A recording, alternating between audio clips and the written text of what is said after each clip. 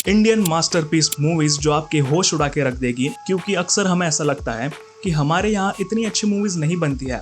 Well sadly you are wrong my friend, क्योंकि हमारे यहाँ अच्छी मूवीज तो बनती है लेकिन उनकी मार्केटिंग ही नहीं होती है।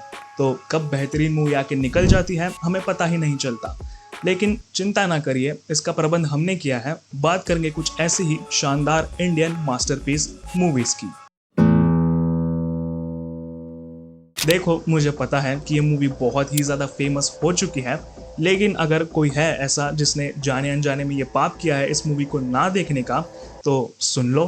कहानी है एक नाई की। नाई यानी बार्बर, जिनका नाम महाराजा है, और ये बाहर से ब्रूस वेन और अंदर से बैटमैन है। और इन्हीं भाई साहब के घर पे हो जाती है एक चोरी। तो ये जाता है पुलिस के पास कंप्लेंट लिखाने। और देखो, पुलिस स्टार्टिंग में अपनी ईमानदारी दिखाने की कोशिश करती है। जब पुलिस को पता चलता है कि महाराजा के घर में चोरी पैसों या फिर दाग दागिनों की नहीं हुई है, बल्कि एक डस्टबिन की हुई है जिसका नाम है लक्ष्मी।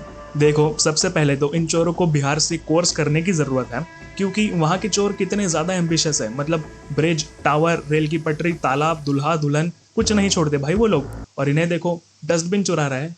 वेल, कहानी पर वापस आते हैं तो महाराजा भैया तो एकदम अड़ चुके हैं कि उन्हें अब किसी भी हालत में उनकी लक्ष्मी वापस चाहिए, जिसके लिए वो कुछ भी कर सकते हैं, कुछ भी। और कहानी ऐसी ही आगे बढ़ती है और सुनने में आपको लग रहा होगा कि ये काफ़ी ज़्यादा फन और कॉमेडिक टाइप की मूवी है, लेकिन जैसे जैसे इसके कहानी के लेयर्स खुलते हैं उसे देखकर आपका दिमाग फट जाएगा। मतलब ओल्ड बॉय लेवल की फीलिंग आ गई थी मुझे इस मूवी को देखने के बाद। अगर आपने ओल्ड बॉय देखी है तो आपको पता चल रहा होगा कि किस लेवल की बात हो रही है यहाँ पर। विजय सर ने एज यूजुअल बहुत ही ज़्यादा बेहतरीन परफॉर्मेंस दिया है, लेकिन मैं सरप्राइज हुआ हूँ यहाँ पर अनुराग कश्यप के परफॉर्मेंस से। मतलब एज अ फिल्म मेकर तो हम जानते ही है कि वो कितने ज़्यादा कमाल के हैं, लेकिन as an actor holy shit भाई, क्या ही परफॉर्मेंस दिया है। और पूरी मूवी फुल ऑफ सरप्राइजेस हैं, mind breaking twist and turns तुम्हें देखने मिलेंगे।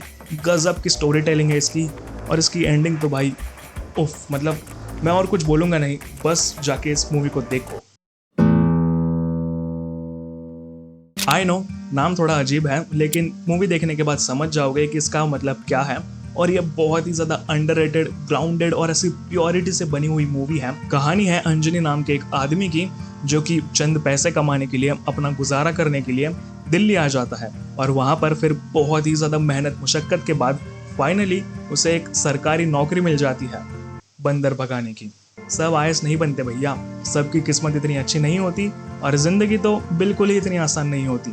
और यही चीज़ ये मूवी हमें बहुत ही ज़्यादा सरलता और खूबसूरती से सिखाती है कि नहीं होता भाई, किसी से नहीं होता। मतलब तुम चाहे कितनी ही घस लो, कितनी ही मेहनत कर लो, कितने ही बड़े सपने देख लो, लेकिन कुछ चीज़ें तुम्हारे हाथ में नहीं होती हैं, और उन्हें एक्सेप्ट करना बहुत ही ज़्यादा मुश्किल होता है। क्योंकि ज्ञान देना, मोटिवेशन देना बहुत ही ज़्यादा आसान है, लेकिन सैडली हमने अभी तक असली भारत देखा ही नहीं है।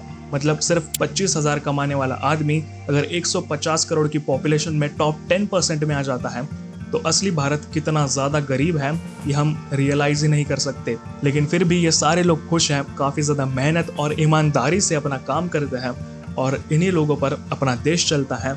और यही चीज़ आपको ये मूवी काफ़ी ज़्यादा रियलिस्टिक तरीके से रियलाइज़ कराती है। ये मूवी आपको हंसाएगी, रुलाएगी, ज़िंदगी के बारे में सोचने पर मजबूर करेगी, और जैसे हनी पाजी कहते हैं, कुछ महसूस कराएगी। और बात करने के लिए बहुत कुछ है इस मूवी के बारे में, लेकिन वीडियो काफ़ी ज़्यादा लंबा हो जाएगा, तो यहीं पर रोकते हैं। और मूवी जाके देखो और कमेंट्स में मुझे ज़रूर बताओ कि कैसी लगी। नेटफ्लिक्स पर शायद ये अवेलेबल है। मकबूल विशाल भारद्वाज साहब की 2003 में आई शेक्सपियर ट्रायलॉजी का पहला पार्ट है। यानी इस मूवी की कहानी शेक्सपियर के लेजेंडरी प्ले मैकबेथ पर बेस्ड है, and it is a classic Indian masterpiece movie. मतलब हर एक चीज़ इस मूवी की ऑलमोस्ट परफेक्ट है। फिर चाहे तुम राइटिंग की बात करो, म्यूजिक की बात करो, स्टोरी टेलिंग की बात करो, और सारे इतने बड़े बड़े एक्टर्स के परफॉर्मेंस की बात करो। मतलब पंकज कपूर, तब्बू, नसरुद्दीन शाह, ओम पुरी और इरफान साहब को तो कैसे ही भूल सकता है। मतलब मेरे तो इन सब के बारे में औकात ही नहीं है बात करने की, लेकिन कहानी पर तो बात कर ही सकते हैं। तो मकबूल एक बहुत ही ज़्यादा बड़े अंडरवर्ल्ड डॉन जहांगीर खान का एक काफ़ी ज़्यादा खास आदमी होता है, जिसे अपनी मालकिन साहिबा से ही प्यार हो जाता है। और फिर ये कहानी आगे बढ़ती है और एक नॉर्म को तोड़ती है कि प्यार अंधा नहीं होता, बल्कि बहुत ही ज़्यादा डेंजरस होता है। क्योंकि यही मालकिन साहिबा मकबूल को कहती है कि तुम जहांगीर खान को मार दो और खुद मुखिया बन जाओ। तो क्या मकबूल ऐसा करेगा? क्या वो मालकिन साहिबा की बात मानेगा? क्या होता है क्या नहीं, ये तो आपको मूवी देखकर ही पता चलेगा। और ये मूवी देखना एकदम ही कंप्लीट एक्सपीरियंस है।